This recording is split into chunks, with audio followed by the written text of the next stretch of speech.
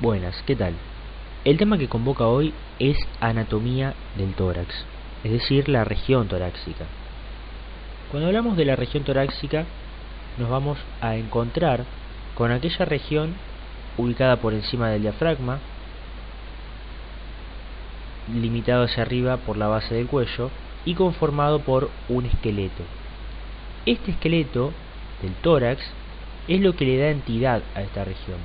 Por ende, al hablar de tórax debemos mencionar que tiene un hueso impar ubicado en la línea media, que es el esternón. Este hueso tiene la característica de ser un hueso plano, alargado y estar articulado a sus lados con los cartílagos costales. Está formado por una porción superior denominada preesternón o manubrio, una porción media denominada cuerpo o mesoesternón y una porción distal denominada apéndice sifoides o sifoesternón. Por otro lado, también en la porción anterior vamos a encontrar a los cartílagos costales. Los cartílagos costales se articulan hacia los lados con el esternón y en su continuidad con las costillas, que es con las que se continúa hacia los lados. Los cartílagos costales van aumentando su longitud en sentido descendente, es decir, desde la primera hasta la séptima costilla o puntualmente cartílago costal, y luego descienden en su largo. Por otro lado, las costillas también a número de 12 se van a encontrar a cada lado del esternón y van a ocupar una parte de la porción anterior del tórax, por completo su porción lateral o sus porciones laterales, para ser más específico, y una pequeña parte de la región posterior del tórax. Mencionamos que desde la primera a la séptima vamos a hablar de costillas verdaderas, es decir, aquellas costillas que se articulan directamente con un cartílago costal correspondiente, es decir, por ejemplo, primer costilla con primer cartílago costal, y este se articula al esternón.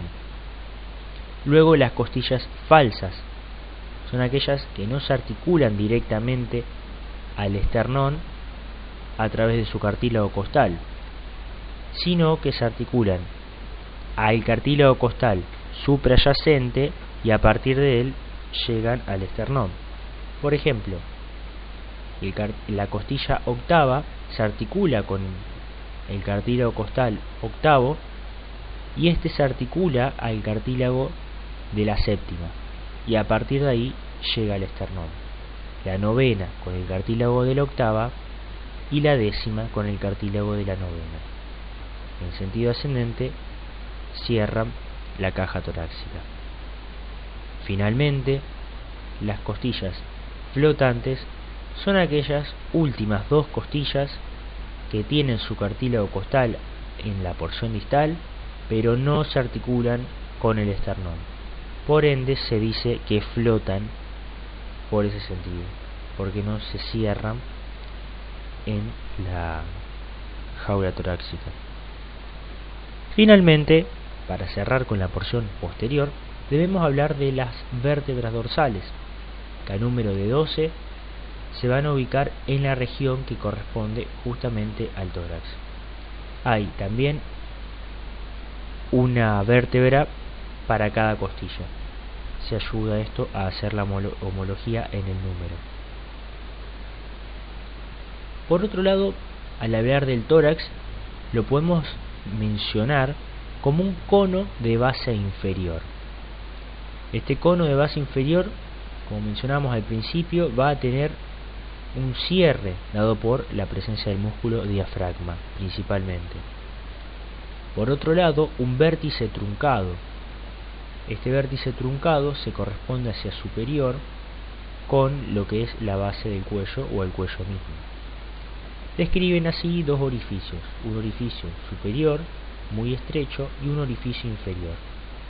El orificio inferior es de resaltar, sobre todo acá, que el diámetro transversal es casi el doble, alcanzando los 25 o 26 centímetros de longitud, en tanto que el diámetro antero-posterior es de 12 a 13 centímetros.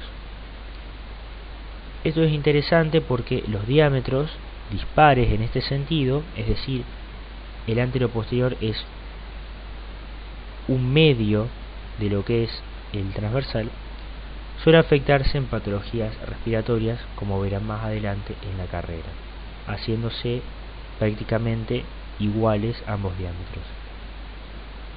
Para cerrar, mencionamos que hay 4 caras: la cara anterior, ya mencionada, formada por el esternón, el cartílago costal y la porción anterior de las costillas; una cara posterior, formada por la columna vertebral en el centro y hacia los lados por la porción posterior de las costillas; y 2 caras laterales, formadas a ambos lados por la porción lateral de las costillas. Para continuar, hablemos de las articulaciones de esta región. Por un lado vamos a tener la articulación costovertebral, es decir, que ubicándonos en la región posterior vamos a apreciar aquella articulación que une la costilla en la porción de su cabeza y la vértebra en la porción de su cuerpo, en la porción antero, superior y lateral del mismo. ¿Cómo vamos a describir a esta articulación? La describimos en base a su morfología como una sinovial y en base a su función como una diartrosis, del género de las artrodias, ya que vamos a encontrar superficies planas. Acá podemos ver la región en la cual nos encontramos: región anterior y lateral del cuerpo vertebral y la porción más proximal de la costilla. Luego vamos a tener las articulaciones costotransversales. Acá, si bien vamos a hablar de vuelta de la costilla y de las vértebras, vamos a hablar de distintas porciones de las mismas. En el caso de la costilla vamos a hablar de la tuberosidad costal, una superficie rugosa y sobreelevada ubicada en la cercanía de la porción más proximal de la costilla. Por otro lado, en el caso de la vértebra vamos a hablar de las apófisis transversas. Bien, en el caso de esta vamos a hablar de la porción más distal de la apófisis. Estas superficies se unen entre sí, también en este caso describiendo una sinovial y una diartrosis, pero en este caso hablamos de un género trocoide, por lo cual vamos a encontrar superficies de cilindro, que es lo que le permite generar los movimientos de rotación, fundamentales al momento de la respiración. Luego tenemos otro tipo de articulaciones también interesantes, que son las costocondrales. Son aquellas que unen la costilla con su cartílago costal. En este caso vamos a hablar de que son fibrosas morfológicamente hablando, o si se lo quiere ver del aspecto funcional, son sin artrosis. Tienen la característica de que van a poseer un cartílago que los une entre sí,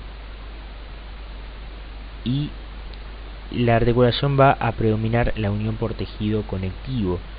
En este caso, fíjense que la soldadura se da entre el pericondrio y el periósteo, pericondrio del cartílago y periósteo del hueso. Además, el movimiento es escaso a nulo. Luego vamos a tener las intercondrales. Esto es sobre todo interesante para aquellos cartílagos costales en los cuales nosotros vamos a ver uniones entre sí. Los que se suelen describir en el libro son del sexto al octavo. Esto es importante ya que estos cartílagos están muy cerca entre sí a nivel del tórax y por ende describen este tipo de unión.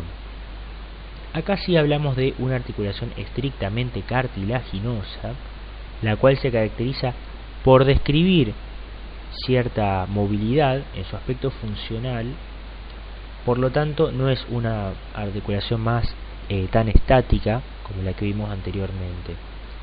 Y acá las superficies principalmente pericondrio de un cartílago costal con el otro. Ya para ir cerrando, vamos a hablar de la condroesternal. La condroesternal es aquella que une, por un lado, al cartílago costal y por otro lado al esternón, en la porción de sus bordes laterales.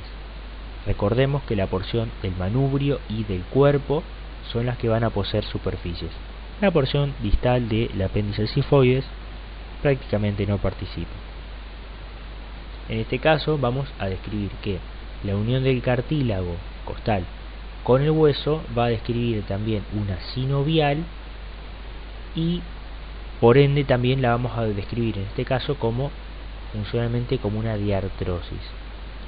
También se la agrupa en el género de las artrodias. Lo interesante en este caso también es mencionar que la articulación de este tipo favorece los movimientos respiratorios. Todas aquellas que sean diartrosis, es decir, que permitan movimientos, son aquellas que favorecen la ventilación.